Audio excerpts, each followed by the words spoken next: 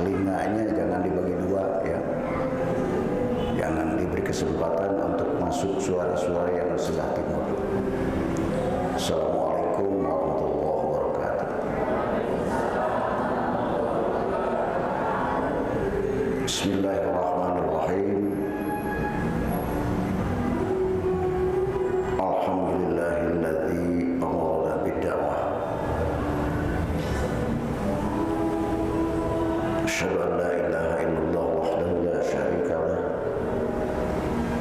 wa asyhadu anna Muhammadan abduhu wa rasuluhu la nabiyya ba'dah. Allahumma fasholli wa sallim wa barik ala Muhammadin wa ala alihi wa ashabihi wa wala amma ba'd. Qala Allah ta'ala fil Qur'anil Karim wa huwa asdaqul qailin. A'udzu billahi as-sami'il 'alim minasy syaithanir rajim. Ya ayyuhalladzina amanu kutiba 'alaikumus syiyamu kama kutiba 'alal ladzina min qablikum la'allakum tattaquna ayyaman ma'dudat. Faman kana minkum maridan aw 'ala safarin fa'iddatun min ayyamin ukhra. Wa 'alal ladzina yutiqunahu fidyatun ta'amu miskin. Wa man tatawwa'a khairan fahuwa khairun lahu. Wa an tasumu khairun lakum in kuntum ta'lamun. Syahrul Ramadan alladzi unzila fihi al-Qur'an hudan lin-nas wa bayyinatin minal huda wal furqan. Faman syahida minkum ash-shahra falyasum. Wa man kana maridan aw 'ala safarin fa'iddatun min ayyamin ukhra. Yuridu Allahu bikumul yusra wa la yuridu bikumul 'usra. Wa litukmilu 'iddata wa litukabbiru Allaha 'ala ma hadakum wa 'alakum tashkurun. Sallallahu alaihi wa qala Nabi sallallahu alaihi wasallam sumu li ru'yatihi wa aftiru li ru'yatihi fa in humma 'alaikum fa'malu 'iddah. Al-hadits. Shadaqa Rasulun Nabiyul Karim. Akhirnya kiram Bapak Imam Mukharazi sebagai ketua IKAD Kabupaten Cianjur atau mewakili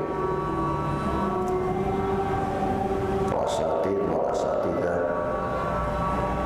pengajian IKAD sebulan sekali.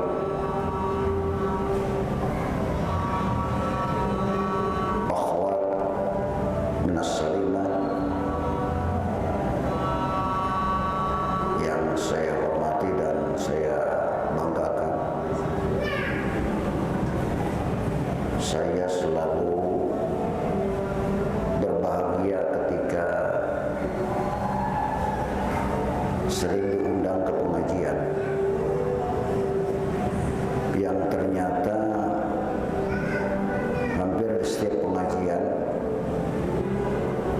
itu yang paling banyak adalah akhwat atau ibu-ibu. Ini satu fenomena yang menarik yang perlu dianalisis berdasarkan kajian hadis.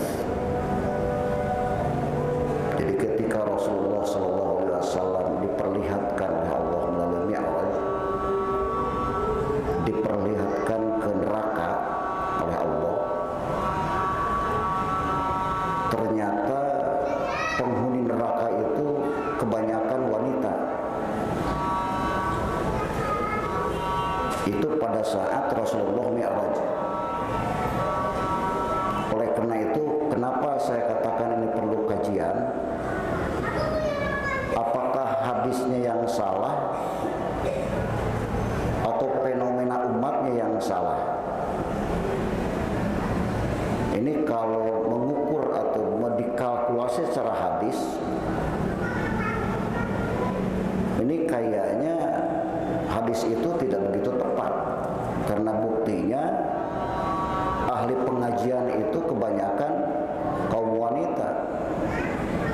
Jadi mestinya wanita ini penghuninya surga. Yang mendominasi penghuni surga itu wanita, bukan neraka, mestinya. Ini juga pernah dicoba diangkat oleh salah seorang mahasiswa saya di UIN Bandung, mengkaji hadis ini, mengkaji peristiwa yang pernah dialami oleh Rasulullah SAW melalui Mi'raj. Ini kenapa ini ada keadaan yang terbalik? Rasulullah diperlihatkan bahwa ahli neraka itu kebanyakan perempuan. Tapi ternyata setelah melihat fenomena yang berkembang di masyarakat muslim, justru ahli pengajian itu perempuan. Jadi kalau ekstrimnya mungkin laki-laki yang menjadi kebanyakan penghuni ahli neraka itu bukan perempuan. Nah, ini perlu kajian ya, perlu kajian hadis. Dan sekarang belum selesai itu penelitiannya ya. Ya barangkali ibu-ibu yang merasa tertarik dengan persoalan ini bisa juga diadakan penelitian yang sifatnya mandiri. Saya diundang, terima kasih kepada panitia yang sudah memberikan kesempatan untuk bersilaturahim dengan jamaah ini, yang akan mencoba mengangkat tema Ramadan apa bukan Ramadan biasa. Ini sebetulnya tema yang sangat menarik ya. Karena tema ini seolah-olah ingin mengkritisi, ingin menggugat fenomena umat kekinian. Tema ini akan mencoba mengkonfirmasi dengan keadaan umat. Seolah-olahnya umat Islam ini melaksanakan Ramadannya Ramadan biasa. Nah, pertanyaannya, Ramadan biasa itu seperti apa? Ramadan yang bukan biasa juga seperti apa? Ini perlu identifikasi. Apa yang dimaksud dengan bukan Ramadan biasa itu? Dan bagaimana yang dimaksud dengan Ramadan yang biasa? Nah, ini terus terang saja, ini saya sering diundang di acara seperti ini, belum pernah ada yang mengangkat tema seperti ini. Jadi saya dituntut atau diminta untuk menjelaskan bagaimana kita melaksanakan Ramadan yang tidak biasa. Apa itu biasa, apa itu tidak biasa? Yang biasa itu adalah sesuatu yang dikerjakan berulang-ulang. Jadi yang namanya kebiasaan itu adalah pekerjaan yang dilakukan berulang-ulang, yang berdasar kepada kebiasaan itu sendiri, yang berdasar kepada tradisi. Jadi kalau boleh diidentifikasi, Ramadan yang biasa itu adalah Ramadan yang dilaksanakan bukan berdasarkan syariat, hanya bersumber kepada kebiasaan-kebiasaan yang terjadi di masyarakat. Contoh misalnya, bagaimana cara umat Islam pada zaman ini dalam rangka menyambut datangnya bulan Ramadan. Di Cianjur ada tradisi papajar ya. Itu jelas papajar itu tidak berdasar secara syar'i, tidak ada ayatnya, tidak ada hadisnya. Bahkan tidak ada ulama yang berpendapat bahwa papajar itu hukumnya sunat. Tapi apakah papajar itu tidak boleh? Ya, tentu saja sepanjang tradisi itu tidak bertentangan dengan norma syariat, sepanjang kebiasaan Ramadan itu jangan berdasarkan kebiasaan, tapi harus berdasarkan keimanan. Karena keimanan inilah yang akan mampu menggerakkan ibadah kita. Keimanan inilah yang akan meluluskan ibadah kita. Keimanan inilah yang nanti akan mengkalkulasi apakah ibadah kita itu benar atau tidak. Nah, jadi jawaban pertama untuk tema ini, bagaimana cara kita bisa melaksanakan ibadah Ramadan ini tidak biasa, harus betul-betul berdasarkan keimanan. Dan keimanan ini adalah modal yang paling penting di dalam melaksanakan ibadah, termasuk ibadah saum. Kemudian yang kedua, menarik berikutnya, di dalam ayat ini ada kutiba. Itu kalau dalam bahasa Arab kutiba itu dicatat, ditulis, ya. Arti aslinya asal kata kutiba itu ditulis. Oleh karena itu dulu beberapa tahun yang lalu di Cianjur pernah ada gapatar, ya. Gapatar itu gabungan apa itu? Ya, yang sudah dianggap aliran sesat itu. Dia tidak melaksanakan ibadah saum. Di dalam gapatar itu tidak diwajibkan saum. Karena dasarnya katanya ini kutiba, hanya dicatat saja, hanya ditulis saja. Padahal itu kelihatan bodohnya, ya. Kelihatan bodohnya. Kutiba itu tidak hanya berarti dicatat. Kataba juga bisa berarti diwajibkan atau mewajibkan. Ayat misalnya kita lihat di dalam ayat sholat, inna sholata kanat alal mu'minina kitaban mauquta. Sesungguhnya sholat itu bagi orang-orang mukmin kitaban mauquta, kewajiban yang ditentukan waktunya, bukan dicatat waktunya.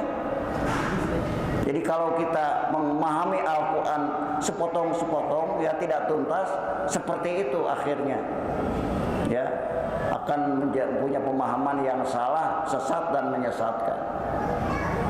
Jadi kutiba itu diwajibkan. Artinya bahwa saum Ramadan itu wajib dilaksanakan oleh setiap orang yang beriman, oleh orang yang sudah mengaku muslim sebetulnya. Jadi kemusliman itu tidak hanya berdasarkan hal-hal yang formalitas seperti mengucapkan asyhadu an la ilaha illallah wa asyhadu anna muhammadar rasulullah. Perlu diingat bahwa asyhadu an la ilaha illallah wa asyhadu anna muhammadar rasulullah itu pengakuan, ya, yang berkonsekuensi. Jadi kalau kita sudah mengaku bahwa tidak Tuhan selain Allah, konsekuensinya kita akan mengikuti perintah-perintah Allah. Jadi bukan pengakuan yang tanpa konsekuensi. Nah, persoalannya bagaimana orang yang tidak mengikuti konsekuensi itu? Ya, artinya orang yang tidak mengikuti konsekuensi melaksanakan taat itu pada hakikatnya dia tidak beriman, ya, Islam tapi tidak iman. Oleh karena itu harus dibedakan antara iman dengan Islam.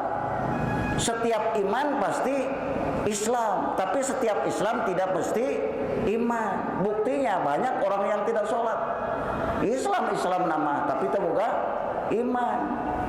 Banyak di bulan Ramadan nanti juga akan banyak orang yang tidak puasa, padahal Islam nama tapi tidak beriman. Makanya modal yang paling utama bagi setiap muslim itu, bagi kita khususnya, adalah mempersiapkan keimanan ini, mentajdid, merefresh keimanan. Ini barangkali ini waktunya kita merefresh keimanan khusus untuk melaksanakan ibadah saum Ramadan. Menarik berikutnya, mohon maaf ini saya tidak akan bisa lama karena ditunggu di tempat yang lain. Menarik berikutnya, kama kutiba 'alal ladzina min qablikum. Kalau diterjemahkan, kita lihat di dalam mushaf, kama kutiba 'alal ladzina min qablikum itu sebagaimana telah diwajibkan kepada umat sebelum kamu, kepada umat sebelum Nabi Muhammad. Coba saya ingin bertanya, kalaupun misalnya tidak ada kama kutiba 'alal ladzina min qablikum, sudah jelas belum soal ibadah saum Ramadan? Misalnya, ya ayyuhalladzina amanu kutiba 'alaikumussyam la'allakum tattaqun. Begitu ayatnya, jelas tidak? Tanpa ada penjelasan sejarah misalnya, tanpa menyebutkan bahwa saum itu pernah diwajibkan kepada umat terdahulu. Sudah jelas belum? Hah? Jelas? Cek Gusti Allah diwajibkan ka maraneh kudu ngalaksakeun puasa supaya maraneh jadi yang bertakwa. Terus jelas tak gitu? Jelas. Artinya tidak perlu ada kama kutiba 'alal ladzina min qablikum, juga sudah jelas bahwa ibadah saum itu ibadah yang diwajibkan Allah. Ya kira merenang maneh kudu salat gitu. Salat teh baheula oge geus diwajibkeun. Henteu kudu nyebutkeun salat baheula geus diwajibkeun. Pokona nalika Gusti Allah nyebutkeun salat teh wajib, wajib dilaksanakan. Nah, kalau begitu salah tidak Al-Qur'an? Ada kama kutiba 'alal ladzina min qablikum? Pasti tidak salah ya. Masa Al-Qur'an salah? Nah, yang penting kita gali, kenapa Allah menyebut kama kutiba 'alal ladzina min qablikum? Apa maknanya, apa hikmahnya? Allah sampai harus menjelaskan sejarah baheula ge puasa teh kungsi diwajibkeun. Apa maksudnya? Ya? Apa maksudnya buat kita? Ya, ini untuk menjadi pendorong, untuk menjadi motivasi bagi kita bahwa puasa itu bukan pekerjaan yang sulit. Ya. Kan dulu zaman sahabat pernah membayangkan puasa itu sulit. Bahkan ada sahabat yang membayangkan puasa itu terbatal-batal. Ya. Aduh, kumaha lamun ayeuna kudu terbatal mun teu dahar ya teh. Komo cenah kumaha meureun teu bisa sare jeung pamajikan gitu, ceuk sahabat teh. Pernah itu dulu ada sahabat yang menyangka bahwa puasa itu tidak makan, tidak minum, dan tidak bersetubuh. Nah, itu ayat itu menjadi agar kita tidak menyangka, tidak merasa bahwa puasa itu berat. Dan sebetulnya puasa itu kan bukan berarti tidak makan. Memindahkan makan, malah kalau mau urang mata anu tadi teh ya, biasana puasa teh nya biaya keur naon teh, keur barang dahar jeung barang minum teh sok leuwih gede. Anggaran belanja keur bulan puasa mah biasana sok leuwih gede tibutan bulan anu saja. Sebab makanan bisa 2 kali sampai 3 kali lipat. Nah eta teh hartina kebiasaan anu kudu dileungitkeun gitu. Jadi lamun ayeuna ibu-ibu sadayana hoyong Ramadan ayeuna yang terbaik, jangan dikembangkan kebiasaan itu. Ya. Jadi ulah segala diaya-ayakeun gitu. Pandina bulan puasa mah dina meja teh aya kolak, aya rujak teh rupa-rupa, rujakan aya. Kolak segala rupa-rupa kolak aya. Nah itu artinya Ramadan yang biasa, harus luar biasa. Ya, tidak hanya sekedar jatuh itu, kemudian tidak hanya sekedar memindahkan, tapi juga mengurangi malah, ya, mengurangi beban ekonomi. Kan justru hikmah tina ibadah saum Ramadan teh, ya supaya orang hirup sederhana. Ya, sakali aya-ayakeun kan sederhana. Ngomong kayaknya harapan lebaran kudu segala anyar pan. Lebaran mah mobil kudu anyar, moga mobil teh mah. Ya. Imah kudu anyar. Malah cenah beja mah pamajikan we kudu anyar pan gitu. kayak Ramadan yang biasa seperti itu jangan terus kemudian dilestarikan. Artinya itu ibadah saum yang betul-betul tidak berdasar kepada amanu tadi. Jadi kama kutiba alaikumus syiyam itu juga kita harus bercermin kepada ibadahnya para nabi dan rasul ya. Jadi saum ini pernah diwajibkan kepada Nabi Adam. Nabi Adam itu saumnya 40 hari ya dalam setiap tahun. Kemudian ada pendapat Nabi Adam itu puasanya setiap hari Jumat. Kemudian ada lagi pendapat bahwa saum Nabi Adam itu ketika diturunkan dari surga ke bumi. Kemudian Nabi Nuh juga melaksanakan ibadah saum. Nabi Nuh saumnya ketika sudah surut banjir ya, kapalnya sudah mendarat di Bukit Ur ya. Itu di dataran Turki. Nabi Nuh dengan umatnya melaksanakan ibadah saum. Semua para nabi dan rasul melaksanakan kewajiban ibadah saum. Dan konon kalau kita belajar ilmu biologi, setiap makhluk juga puasa. Ya. Ular itu puasa itu. Itu untuk mengganti kulitnya. Ular itu ulah barangakan. Tidak boleh makan minum. Sebab nanti akan mengganggu kepada proses metamorfosis. Itu dalam ilmu biologi begitu. Jadi lamun aina ora rek ganti kulit kemudian barangakan, maka tidak akan jadi itu kulit barunya. Ayam juga katanya itu puasa ketika dia mengeram telurnya, mengerami, ada ketentuan tidak boleh makan minum. Sebab nanti akan mengganggu proses pengeramannya. Nanti anaknya akan kacingcelan ya longna. Nah manusia gitu. Jadi dalam untuk puasa bisa jadi manusia jadi kacingcelan gitu. Dalam pandangan Allah Subhanahu wa taala. Jadi ternyata setiap makhluk kalau kita perhatikan, kalau kita kaji, analisis ya, setiap makhluk coba ayeuna aya di rumah ayam, kucing, eta aya waktu-waktu tidak boleh makan. Itu ketentuan di dunia gitu. Ya tentu saja itu bukan perintah dari Allah ya. Da perintah Allah mah ukur ka jelema. Henteu aya perintah ka hayam maneh kudu puasa gitu. Maneh kudu ka orai kudu puasa. Perintah puasa itu hanya ditujukan kepada manusia beriman. Nah, kemudian apa tujuannya? Menarik lagi di sini. La'allakum tattaqun. Coba ibu-ibu sadayana, sebetulnya semua ibadah itu la'allakum tattaqun. Ya. Salat tujuannya untuk membentuk ketakwaan. Haji untuk membentuk ketakwaan. Jadi semua ibadah yang Allah perintahkan kepada kita itu tujuan akhirnya agar kita menjadi orang yang takwa. Tapi kenapa saum itu sampai dieksplisitkan ya, ayatnya sampai adalah allakum tattaqun. Perintah salat itu ayat allakum tattaqun. Perintah zakat itu ayat mana pilarian dina Al-Qur'an.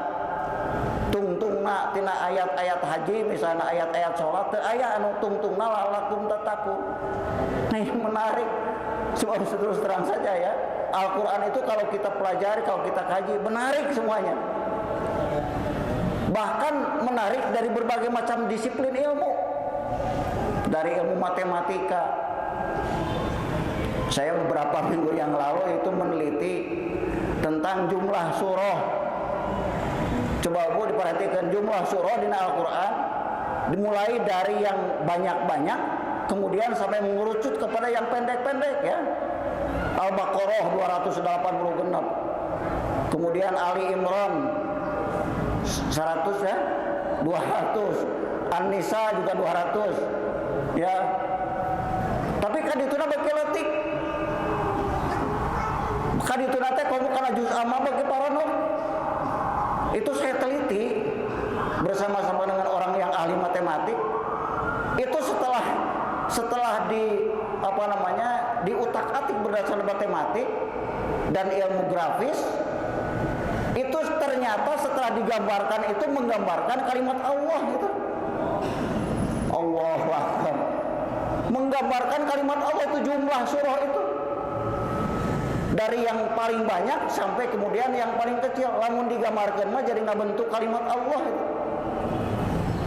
Jadi Al-Quran itu tidak pernah kehabisan bahannya untuk dikaji. Ya termasuk ayat per ayat yang saya sampaikan ini juga berhasil dari perenungan saya ya. Kenapa perintah yang lain tidak ada lalakum tatakun, tapi ketika perintah sholat khusus make ayat lalakum tatak. Bang bawaningku khusus-khususnya perintah saum. Salah satu keistimewaan perintah saum itu, Bu, pahala ibadah saum itu, kalau pahala sholat itu akan kembali kepada kita, ya. Pahala zakat akan kembali langsung kepada kita. Pahala ibadah-ibadah yang lain selain puasa itu langsung kembali kepada yang melaksanakan, yang mengamalkan. Tapi perintah saum, kewajiban saum itu pahalanya dipegang oleh Allah, ya. Itu di dalam hadis kursi yang sangat terkenal itu jelas ya. Kullu amalin di Adam lahu. Setiap amal ada anak Adam itu lahu untuknya, illa saum, kecuali puasa. Jadi pahala ibadah saum itu ditahan oleh Allah, Bu. Dipegang oleh Allah Subhanahu wa taala. Lalu kenapa dipegang? Pan eta amal urang. Nah, ternyata kenapa pahala amal ibadah saum itu dipegang? Ini untuk menjadi jaminan, ya. Jaminan kita ketika kita nanti di akhirat banyak yang meminta pertanggungjawaban, yang meminta keadilan. Jadi ini jangan main-main. Ini kita ini nanti di akhirat akan banyak orang yang datang kepada kita, ya, yang meminta keadilan kepada Allah. Misalnya ibu pernah bermasalah dengan tetangga, ya, sampai meninggal tidak pernah islah, ya, sampai meninggal tidak pernah saling memaafkan. Nanti di akhirat itu orang atau tetangga yang kita zolimi, yang kita sakiti hatinya, itu akan minta kepada Allah untuk meminta keadilan. Ya Allah, saya minta keadilan. Orang ini atau tetangga ini pernah berbuat sakit hati ke saya. Saya pernah merasa tersinggung dengan orang ini, dan saya belum memaafkan sampai meninggal, kata si orang itu. Lalu kata Allah, maksud kamu bagaimana? Saya minta pahala sholatnya. Berikan pahala sholat kita itu. Datang lagi yang lain dengan tujuan yang sama, minta keadilan. Bagaimana? Saya minta pahala zakatnya, kasihkan pahala sedekahnya. Semua pahala selain ibadah saum itu bisa diberikan kepada orang yang meminta keadilan kepada kita. Bayangkan, Bu, kalau misalnya ada 100 orang yang meminta keadilan kepada kita, yang pernah tersakiti oleh kita, yang pernah terzalimi, saya yakin amal kita itu akan habis, ya. Ya, makanya ada hadis pailit, ya. Di dalam hadis pernah Rasulullah, tahukah kamu orang yang pailit, kan begitu, ya, muflis. Apakah kalian tahu siapakah orang muflis itu? Orang muflis itu kata Nabi, orang yang sholat, orang yang zakat, ya, orang yang sedekah, tapi habis amalnya diberikan kepada orang lain. Makanya jangan main-main itu berbuat tidak baik atau bermasalah dengan manusia itu, ya. Bahkan ini kan sebelum Ramadan biasanya ada kebiasaan meminta saling memaafkan, ya. Ya sebetulnya bukan hanya sebelum Ramadan saja, ya. Setiap saat kita harus saling memaafkan. Nah, kecuali ibadah saum. Ibadah saum itu tidak akan bisa dijadikan jaminan. Jadi cek jelema anu minta keadilan teh, abdi nyuhunkeun pahala ibadah saumna ti jelema ieu, cek Gusti Allah teu bisa. Sabab pahalana basikeuna dicekal ku kaula Gusti Allah. Nah, itu keistimewaan ibadah saum. Duh, saya kira sudah jam 10 kurang 5 menit ya. Mohon maaf ini kepada jamaah semuanya, kepada akhwat, ibu-ibu dan para jamaah kalau saya tidak bisa tidak bisa selesai sampai penjelasan yang sedetail-detailnya. Yang penting kesimpulannya, yang pertama bagaimana cara kita bisa merubah kebiasaan-kebiasaan ya, yang tidak berdasarkan syariat. Kemudian yang kedua, ganti kebiasaan-kebiasaan itu dengan kegiatan-kegiatan amal-amal yang betul-betul bersumber kepada syariat. Ya misalnya tarawih itu, ya tarawih itu sampai tuntas lah ya. Bahkan di Masjid Agung kan ada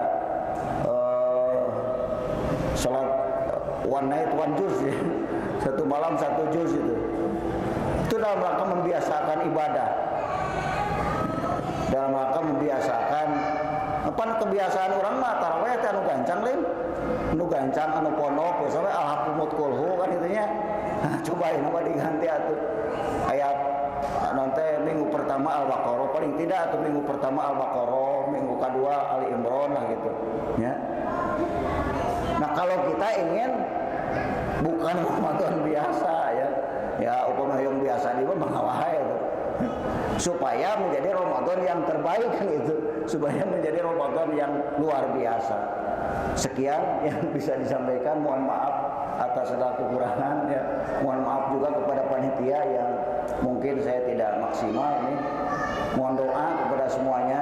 Saya masih proses pemulihan ya, sehingga untuk berjalan saja harus minta bantuan ke orang-orang gitu. Sekian yang bisa disampaikan, mudah-mudahan bisa diterima ya, bisa bermanfaat dalam rangka menghadapi bulan suci Ramadan yang sebentar lagi akan tiba. Subhanakallahumma bihamdika asyhadu an la ilaha illa anta astaghfiruka wa atubu ilaik. Assalamualaikum